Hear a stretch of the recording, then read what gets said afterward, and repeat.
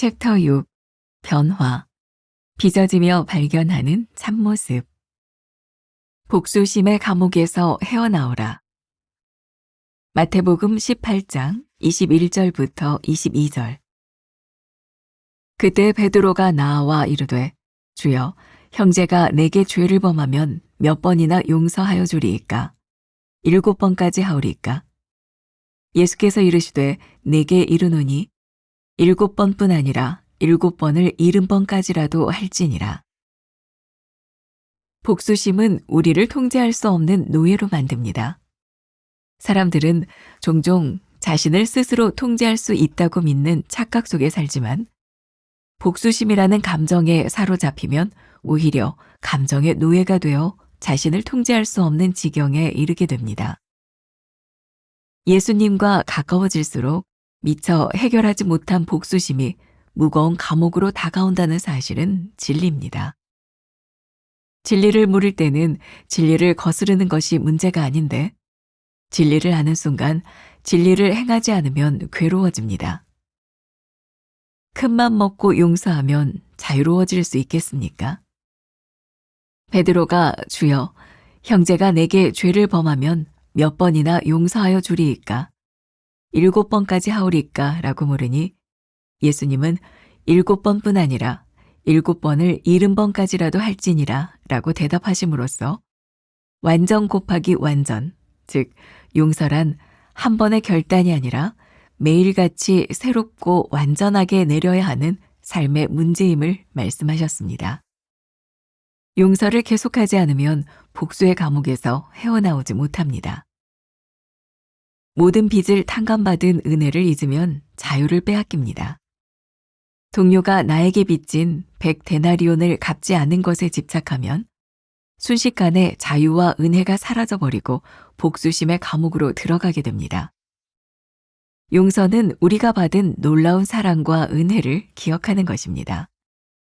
복수심이나 미움을 가슴에 품고 사는 것은 마치 풍성한 하나님의 은혜를 누리지 못하도록 브레이크를 밟아대는 것과도 같습니다. 그러므로 복수심이라는 브레이크에서 발을 떼십시오. 복수심을 품는 대신 용서를 베품으로써 자유를 누립니까? 7번뿐 아니라 7번을 70번까지라도 용서하려고 매일 결단합니까? 복수심의 감옥에 갇히지 않도록 조심합니까? 오늘은 145번째 복수심의 감옥에서 헤어나오라, 이런 제목으로 말씀을 나누겠습니다. 전체 주제가 자유하라라고 하는 시리즈인 건 기억을 하고 계시죠? 자유에 대한 말씀 가운데 오늘은 4번째 말씀이 되겠습니다. 복수심.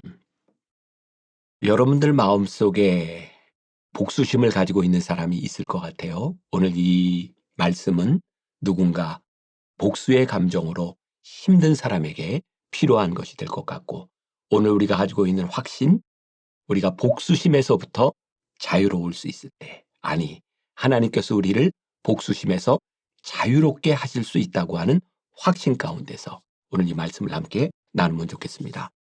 복수하면 자연스럽게 연결되는 단어가 하나 있을 것 같아요. 용서라는 말이죠. 우리가 용서하지 않는다면 어떻게 복수심에서 자유로울 수 있겠습니까? 오늘 본문 말씀은 굉장히 유명한 말씀이죠. 빚을 탕감받은 사람에 대한 비유 이후에 베드로가 예수님께 나와서 내가 몇 번이나 용서해야 되겠습니까? 율법적으로 물을 때 예수님은 아주 특별한 대답을 하셨죠. 우리가 잘 아는 것처럼 한없이 용서해라. 오늘 이 말의 의미가 무엇인지를 생각해 보면 좋을 것 같습니다. 많은 사람들이 그런 착각을 합니다. 이 복수의 감정에서 헤어나오지 못하는, 혹은 헤어나오지 않으려고 하는 이유 가운데 하나가 그런 착각이죠. 복수? 내가 통제할 수 있어. 그러나 이 복수심은 우리에게 용서가 일어나지 않으면 절대로 통제될 수 없는 생각이라는 것을 또 한번 기억했으면 좋겠어요. 복수심에서부터 어떻게 자유로울 수 있는가? 요 며칠 동안 계속 스마트한 생각들이라는 책에 나오는 이야기를 여러분들과 함께 나누고 있습니다. 제가 이 말씀을 준비할 때 굉장히 흥미롭게 보았던 책이죠. 거기에 통제의 환상이라는 이야기가 나옵니다. 굉장히 공감이 갈 것 같아요. 맨하튼의 횡단보도 앞에는 신호등을 작동시키는 버튼이 하나 있다. 길을 건너려는 사람들은 버튼을 누르고 기다리면 된다. 그러나 작동하지 않는 버튼이 더 많다. 그렇다면 도대체 왜 이런 버튼이 있는 것일까? 그것은 행인들이 신호등에 영향을 미치는 것처럼 믿게 해주기 위해서다. 실제로 버튼을 달아놓은 지역은 행인들이 신호등 앞에서 기다리는 일을 더 잘 참아낸다는 것이 입증되었다. 엘리베이터의 열림과 닫힘 버튼도 마찬가지다. 대부분은 잘 작동하지 않지만 승객들은 엘리베이터의 문을 뜻대로 움직일 수 있다고 생각한다. 학술적으로는 이런 것들을 플라시보 버튼 또는 대형 사무실 온도 조절기라고 부른다. 대형 빌딩의 사무실에는 종종 가짜 온도 조절기가 달려있다. 온도가 같은 실내에서도 어떤 사람들은 덥다고 느끼고 어떤 사람들은 춥다고 느낀다. 모든 사람의 욕구를 충족시키는 적당한 온도를 유지하기란 사실상 불가능하다.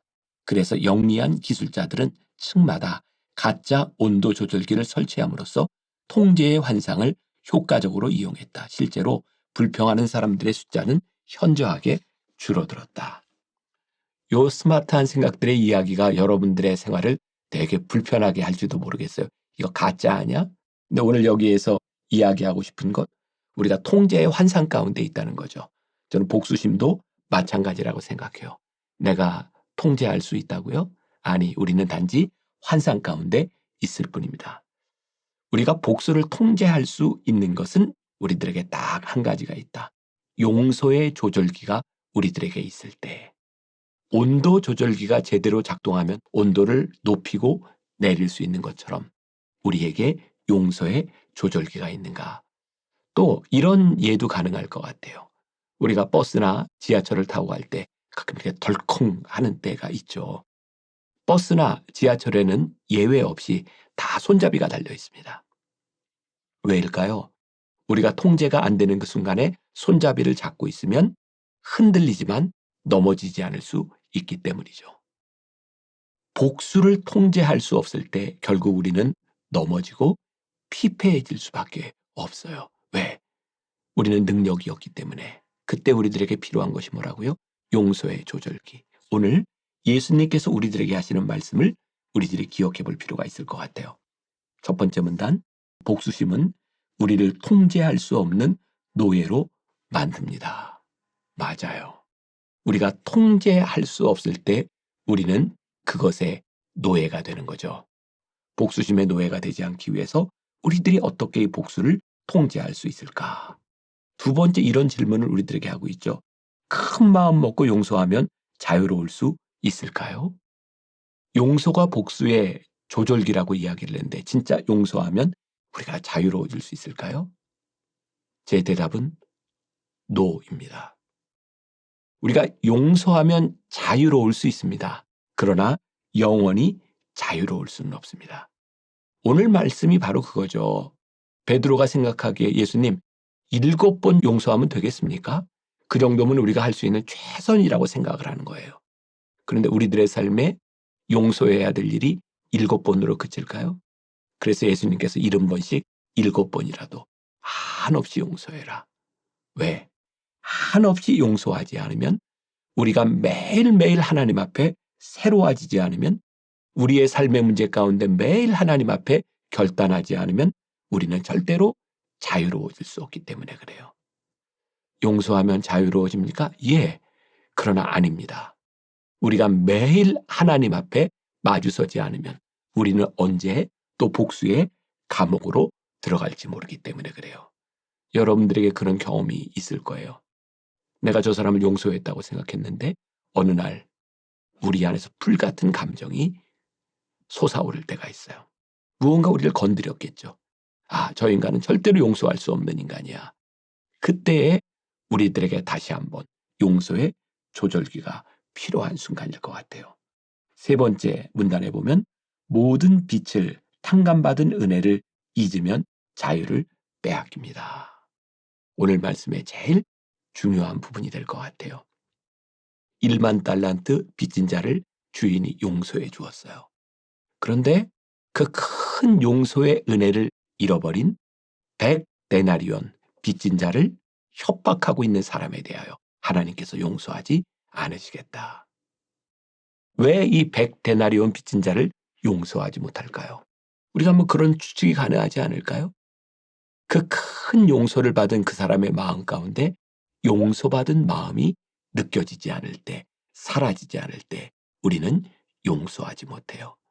그래서 용서는 무엇과 연결되는 단어일까요? 하나님의 은혜와 연결되어 있어요. 1만 달란트를 빚진 탕감받은 그 은혜를 우리들이 기억할 때마다 우리는 또 용서할 수 있겠죠. 그러니까 이 용서의 고리가 계속될 수 있는 인연은 딱 한 가지 있는 거예요. 우리가 하나님의 은혜를 기억하고 잊지 않을 때. 제가 또 이런 표현을 여러분들에게 해주고 싶어요. 자유를 얻는 것과 자유를 누리는 것은 다른 것이다. 하나님께서 우리를 용서하여 주시는 순간 우리는 자유함을 얻을 수 있어요.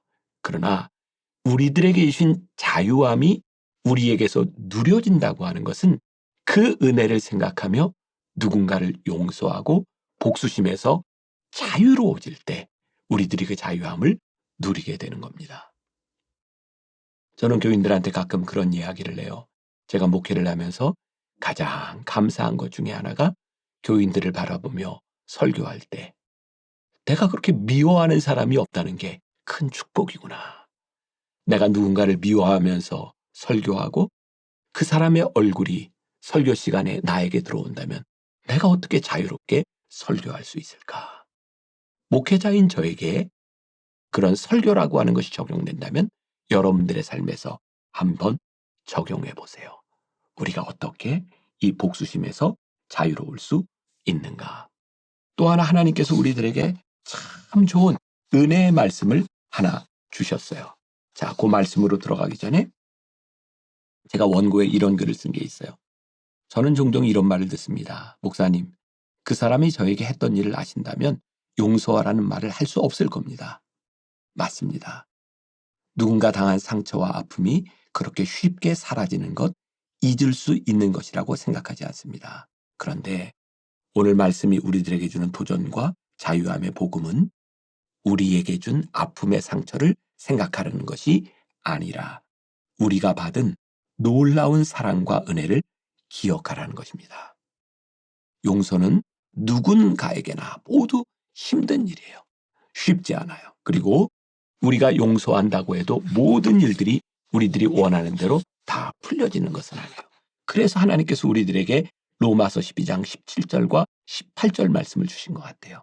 아무에게도 악을 악으로 갚지 말고 모든 사람 앞에서 선한 일을 도모하라. 할 수 있거든 너희로서는 모든 사람과 더불어 화목하라. 오늘 복수의 감옥에서 자유하라고 하는 이 말씀은 우리들이 모든 것을 할 수 있는 능력이 있다는 걸 이야기하지 않아요. 할 수 있거든. 여러분들이 할 수 있는 일에 대한 최선을 다해 보십시오. 그때 우리는 복수의 감옥에서, 어두운 감옥에서 나올 수 있지 않겠습니까? 오늘 여러분들에게 그 자유함을 누리는 하루가 되기를 주님의 이름으로 간절히 축원합니다. 기도하겠습니다. 하나님, 오늘 우리들에게 또 하나의 자유를 주셨습니다. 복수심에서 자유하라. 용서하지 못함으로 인하여 힘들었던 우리의 마음들, 오늘 우리들에게 주시는 말씀, 용서하는 것보다 먼저 너희들에게 주셨던 하나님의 은혜를 생각해 보아라. 우리가 1만 달란트 빚진 것, 탕감받은 죄인임을 기억하게 하여 주옵시고 오늘 우리들의 삶에 용서의 역사가 있는 하루가 되게 하여 주옵소서. 예수님의 이름으로 기도했습니다. 아멘.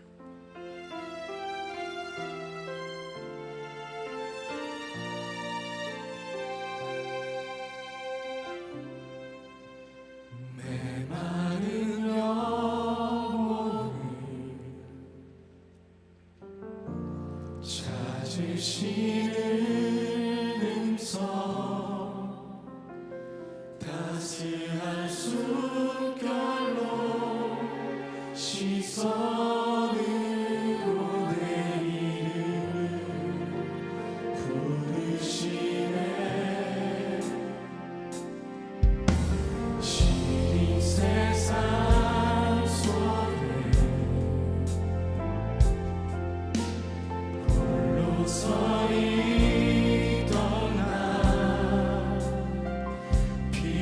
비로소 느끼네 그의 손이 항상 나를 붙드셨네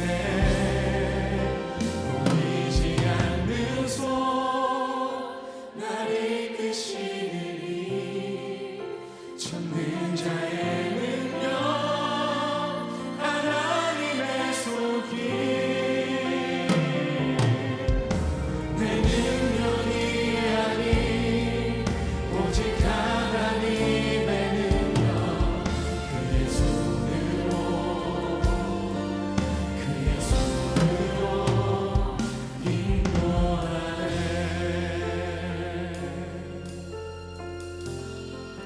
메마른 영혼을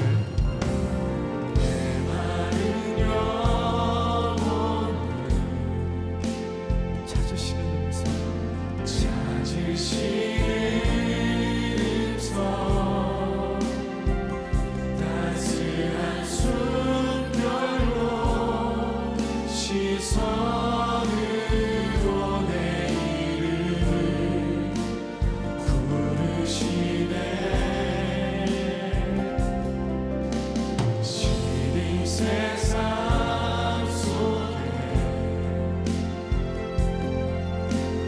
홀로 서 있던 나 비로소 느끼네 그의 손이 항상 나를 붙드셨네 보이지 않는 손 날 이끄시니 쫓는 자의 능력 하나님의 손길 내 능력이 아닌 오직 하나님의 능력 그의 손으로 다시 한번